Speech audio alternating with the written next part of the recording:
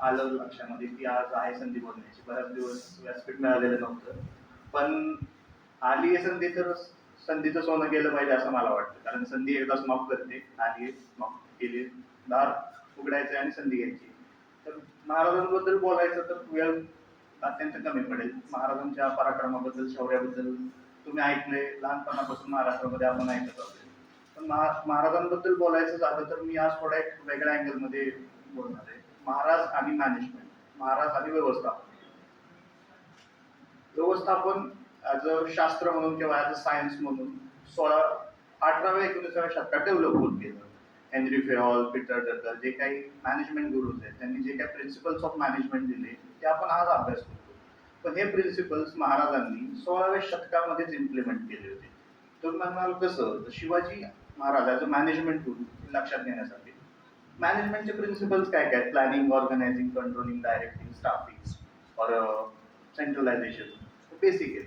महाराजांच्या स्वराज्याची उभारणी करण्यापासून त्यांचं प्लॅनिंग कसं आहे लक्षात घेता येईल आपल्याला. अगदी start from the scratch. Resources एकदम कमी आहेत. सवंगड्यांना सोबत घेऊन स्वराज्याची सुरुवात केली. एकदम कमीत कमी रिसोर्सेसमध्ये महाबलाढ्य किंवा मोठ्या सत्तांबरोबर लढाई मुघलांसोबत त्यांची होती. नुसते मुघलच नाही, पोर्तुगीज, इंग्रज, बऱ्याचशा सत्तांची एकाच वेळेस झुंजत राहणं गोष्ट सोपी नाहीये. बऱ्यापैकी या सत्तांना त्यांनी झुंजवत ठेवलं. लॉ अँड ऑर्डर त्यांच्या स्वराज्यामध्ये अत्यंत चांगल्या पद्धतीचं होतं.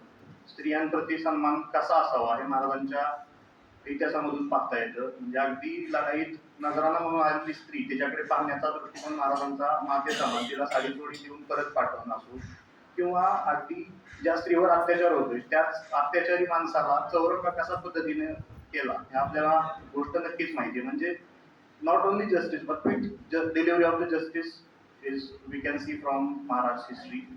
आणि एक लक्षात घ्यायचं झालं तर गोरिला वॉरफेअर, म्हणजे ज्याची जगभरामध्ये नाव काढलं जातं की गनिमी कावा महाराजांकडून शिकण्यासारखं आहे.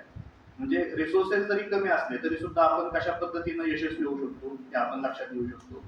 आणि डिव्हिजन ऑफ वर्क हे खूप महत्वाचं आहे. म्हणजे अष्टप्रधान मंडळ, पोर्टफोलिओ त्यांनी क्रिएट करून दिले, मंत्रिमंडळ स्थापन केलं. ज्या माणसाकडे जी क्वालिटी आहे ती त्यांनी लक्षात घेतली. आणि वर्कफोर्स डायव्हर्सिटी आज आपण मॉडर्न मॅनेजमेंटमध्ये लक्षात घेतो की वर्कफोर्स डायव्हर्सिटी असली पाहिजे, मेल फिमेल रेशो किंवा ट्रान्सजेंडर्स, वेगवेगळे कल्चरल आस्पेक्ट एकत्र पाहिजे. पण महाराजांच्या सैन्यामध्ये ते 16व्या शतकामध्ये होते. आणि इन टर्म्स ऑफ विजन, आरमार, शिवाजी महाराजांना फादर ऑफ इंडियन नेव्ही म्हणलं जातं. म्हणजे 16व्या शतकामध्ये त्यांच्या हे लक्षात आलं, टेरिटरी तर कव्हर केली, पण नॉट ओनली टेरिटरी, आपल्याला समुद्रावर सुद्धा सत्ता पाहिजे, आपलं कंट्रोल पाहिजे, यासाठी चांगल्या पद्धतीचं आरमार महाराजांनी निर्माण केलं.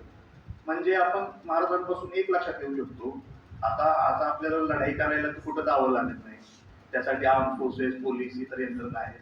पण एक तरी लक्षात घेऊ शकतो की प्रेरणा, कमीत कमी रिसोर्सेस मध्ये आपल्याला काम कसं करायचंय, हायर रिसोर्सेस मधून प्रॉपर मॅनेजमेंट काय शिकता येईल हे आपण लक्षात घेऊ शकतो.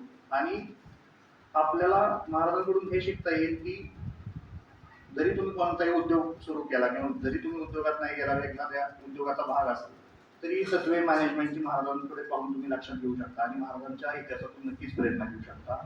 ओके, एवढे बोलून मी माझे थोडेसे विचार संपवतो. धन्यवाद.